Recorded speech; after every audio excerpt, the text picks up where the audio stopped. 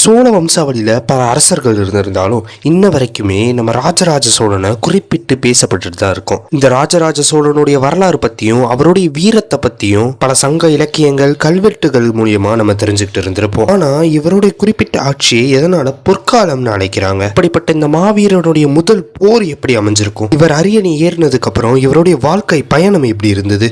இப்படி பல கேள்விகள் நம்ம மனசுல இருந்திருக்கும். அதற்கான விடையை நான் இப்ப பார்க்கலாம் வாங்க. கிபி 970களில் சுந்தர சோழனுடைய ஆட்சி காலத்திற்கு அப்புறம் அரியணை ஏற வேண்டியவர் நம்ம ராஜராஜ சோழன் தான். ஆனா உள்நாட்டு போரோ இல்ல வேற எதுவும் சோழ மக்களுக்கு பாதிப்பு வந்துடக்கூடாதுன்ற காரணத்தினால இவர் தன்னுடைய பதவியை உத்தம சோழனுக்கு கொடுத்துடுறாரு. கிட்டத்தட்ட 15 ஆண்டுகள் உத்தம சோழன் ஆட்சி மேற்கொண்டதுக்கு அப்புறம் தான் அரியணை ஏறாரு ராஜராஜ சோழன். இவர் அரியணை ஏறுறது கிபி 985கள். எல்லா அரசர்களும் அரியணை ஏறினதுக்கு அப்புறம் பல நாடுகளை கைப்பற்றணும்னு தான் நினைப்பாங்க. ஆனா இந்த ராஜராஜ சோழன் தன்னுடைய நாட்டு மக்களுடைய நலனுக்காகவே பல போர்களையும் தவிர்க்கிறார். அப்போ சோழர்களுடைய அரசாட்சி சில நாடுகள் உட்பட மாபெரும் நிலப்பரப்போட திகழ்ந்தது. ஆனா நம்ம ராஜராஜ சோழன் நாட்டு மக்களுடைய நலனை மட்டுமே முக்கியமா கருதி பல செயல்களையும் செய்யறாரு.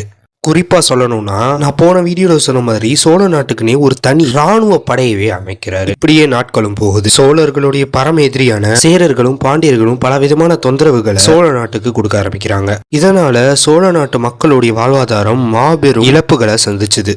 இதனால மாபெரும் கோபம் அடைகிறாரு ராஜராஜ சோழன். கிபி 989களில் தன்னுடைய முதல் போரை மேற்கொள்றதுக்காக சேர நாட்டை நோக்கி செல்றாரு. இதுதான் அரியணை ஏறினதுக்கு அப்புறம் தான் சந்திக்கக்கூடிய முதல் போர். அதாவது இதுதான் காந்தலூர் சாலை போர். இந்த போரை பத்தி பலரும் கேள்விப்பட்டிருப்பீங்க. சோழ மக்களுடைய நலனுக்காக மட்டுமே இந்த போரை தன் கடமையை எடுத்துக்கிட்டு சேர நாட்டை நோக்கி செல்றாரு. பின்னர் ஒரு மாபெரும் போரை எதிர்கொண்டு சேரர்களையும் பாண்டியர்களையும் தடம் தெரியாம அழிக்கிறார். குறிப்பா இந்த ராஜராஜ சோழன் சேரர்களுடைய கடற்படையை மொத்தமா அழிச்சதா சொல்லப்படுது. இந்த போருக்கு அப்புறம் தான் இவருக்கு காந்தலூர் களமரத்தன்ற பேரும் வந்திருக்கு. இதனாலதான் ராஜராஜ சோழனை இப்ப வரைக்கும் நம்ம பெருமளவு பேசப்பட்டு இருக்கோம். மேலும் இது போல நல்ல இன்ட்ரெஸ்டிங்கான விஷயங்களை தெரிஞ்சுக்க நம்ம சேனலை சப்ஸ்கிரைப் பண்ணிடுங்க.